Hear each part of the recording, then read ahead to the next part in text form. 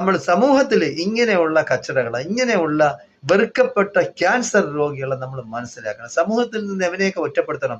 എന്തെങ്കിലുമൊക്കെ പൊതുജനങ്ങള് ചടങ്ങുകൾക്ക് എവനെയൊന്നും വിളിക്കാനേ പാടില്ല. കാരണം അവിടെ വന്ന് വെറുപ്പും വിദ്വേഷവും പടർത്തലാണ് ഇവന്റെയൊക്കെ ജോലി. അപ്പൊ അങ്ങനെ ഒരു സൈസ് സാഡിസമാണിത്. അതായത് മറ്റുള്ളവരെ വിഷമിപ്പിക്കുക, മറ്റുള്ളവരെ ദുഃഖിപ്പിക്കുക. അത് കാണുമ്പോൾ നമുക്കൊരു സന്തോഷം. പരദൂഷണം പറയുക. എന്താ മനുഷ്യന്റെ അവസ്ഥ? അതായത് നല്ല മനുഷ്യനായിട്ട് ജീവിച്ച് മരിക്കണമെന്നുണ്ടെങ്കിൽ നല്ല തന്തയ്ക്ക് പിറക്കണം, നല്ല കുടുംബത്തിൽ പിറക്കണം. Dress and address makes man എന്നാണ് വില്യം ഷേക്സ്പിയർ പറഞ്ഞിരിക്കുന്നത്.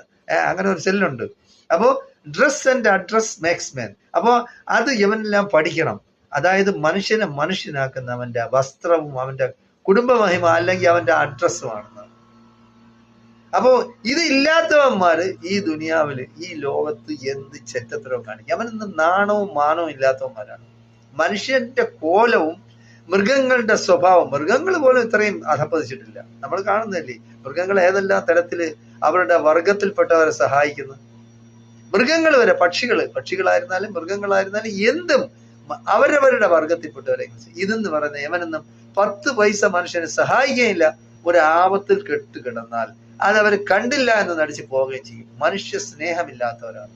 എന്തായാലും ശരി, മനുഷ്യത്വപരമായ സമൂഹത്തിൽ ജീവിക്കണമെങ്കിൽ നമ്മുടെ ഇപ്പോഴത്തെ ഗവൺമെന്റ് എന്ന് പറയുന്നത് മനുഷ്യത്വപരമായി മനുഷ്യത്വ സമീപനം സ്വീകരിക്കുന്ന, മനുഷ്യരെ സ്നേഹിക്കുന്ന ഒരു ഗവൺമെന്റാണ്. നമുക്കറിയാം, ഇപ്പൊ കഴിഞ്ഞ 10 വർഷം പിണറായി ഗവൺമെന്റ് ഒരു 7 കുടുംബങ്ങളുടെ അവരുടെ പിന്നെ ഒരു കുടികിടപ്പ് അവകാശം പോലെയായിരുന്നു. അപ്പൊ അവർക്ക് വേണമെങ്കിൽ അത് അവർക്ക് പരിഹാരം ഉണ്ടാക്കി കൊടുക്കാമായിരുന്നു. 10 വർഷമാണ്. കാരണം അവർക്കെന്ന് പറയുന്നത് സമരവും ബഹളവും ഉണ്ടാക്കി നാട്ടില് പിന്നെ ഭീതി പടർത്തുക, അല്ലെങ്കിൽ അസംതൃപ്തി ഉണ്ടാക്കി നിലനിർത്തുക, എങ്കിലേ അവരുടെയൊക്കെ പാർട്ടി പിന്നെ നിലനിൽപ്പുള്ളൂ പാർട്ടിക്ക്. അപ്പോൾ അത് ചെയ്യാതെ ഇപ്പോഴത്തെ ഗവൺമെന്റ്, കേരളത്തിൽ ഒരു ഗവൺമെന്റ് വന്ന് 30 ദിവസത്തിന് ആ പ്രശ്നത്തിന് പരിഹാരം ഉണ്ടാക്കി. 7 കുടുംബങ്ങൾക്ക്, അതായത് കുടികിടപ്പ് അവകാശമാണ്. മറ്റൊരുവന്റെ വസ്തുവിൽ ഇവർ കയറി പ്രവേശിച്ച് ഒറ്റ കുടുംബം താമസിച്ചിരുന്നതാണ്. അതിപ്പോ ഇത്രയോ 58 വർഷമായി. അത് ഇപ്പോ 7 കുടുംബങ്ങളായി. അവർക്ക് 5 സെന്റ് വീതം വസ്തുവും ഗവൺമെന്റിന്റെ ചെലവില് വീടും വെച്ച് കൊടുക്കാന്ന് പറഞ്ഞു. അപ്പൊ ആ പ്രശ്നം അവിടെ അവസാനിച്ചു. ഇപ്പോ ബാക്കിയുള്ളവർക്ക്, അതായത് BJP-ക്കാർക്കും പിന്നെ ഈ പിണറായിയുടെ പാർട്ടിക്കാർക്കും ഇതൊന്നും ദഹിക്കില്ല. കാരണം മനുഷ്യത്വപരമായ സമീപനം, മനുഷ്യരോടുള്ള സ്നേഹം, അവരോടുള്ള കടമ, കടപ്പാട്, ഇതൊക്കെ നിർവഹിക്കാൻ പറ്റിയ ഒരു ഗവൺമെന്റാണുള്ളത്.